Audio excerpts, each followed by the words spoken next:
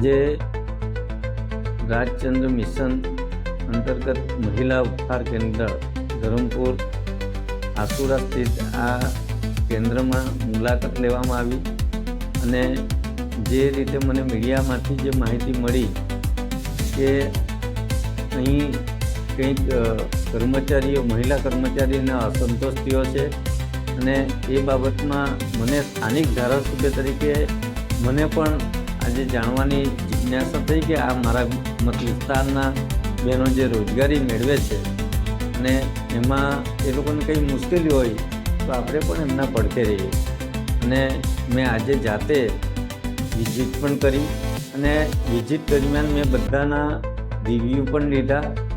ખૂબ સંતોષકારક રીતે બધી બહેનો કામગીરી કરે, પોતપોતાની રીતે એ લોકોએ જે આજે મશીનરી અને આધુનિક આખી જે આખી આ ઉપચાર કેન્દ્ર છે એમાં એ લોકોનું જે આખા જે તળવાના જે કઢાયા હોય કે જે આખી આધુનિક સિસ્ટમ છે એ બધી જ એ હાઈટેક સિસ્ટમથી બધી આખી વસાવેલી છે.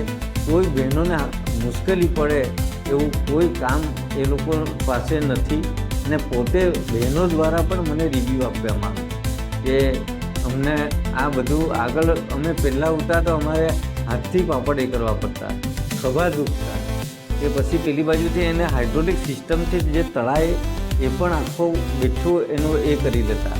અને આ બધું જે કંઈ બહેનો કામ કરે છે એ કામ કરીને પણ એક ખૂબ ખુશી મને દર્શાવી અને અમને કોઈ મુશ્કેલી નથી એમ કીધું.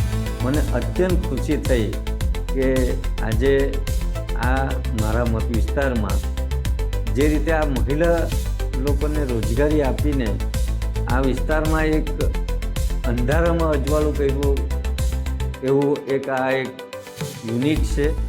અને આ યુનિટમાં જે સુવિધાઓ પણ છે કે નાના બાળકો હોય તો એના માટેનું આખું એક લેડીઝ માટેનું આખું કેમ્પસ ઊભું કરેલું છે. એના માટે નાના બાળકો ત્યાં એ લોકો મૂકે, એમાં બધા રમકડાથી માંડીને બધું જ એ લોકો જમવા જવા માટે પણ ત્યાં બધું જ છે.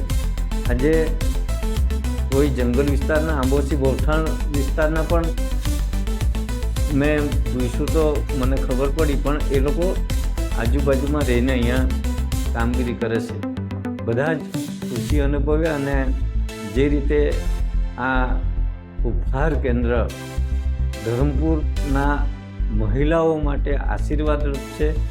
એના માટે મેં બહેનોને કીધું છે કે તમારી કોઈ પણ મુશ્કેલી હોય તો મને જરૂર જણાવજો. હું તમારો એક પરિવારનો સભ્ય છું અને પરિવારના સભ્યના નાતે તમારા કંઈ પણ પ્રશ્ન હશે તો હું તમારી સાથે છું. અને આવનારા દિવસોમાં આ ઉપહાર કેન્દ્રની અને આ બહેનોની ઉત્તરોત્તર પ્રગતિ થાય એવી આજની મારી શુભ આશયની મુલાકાત હતી.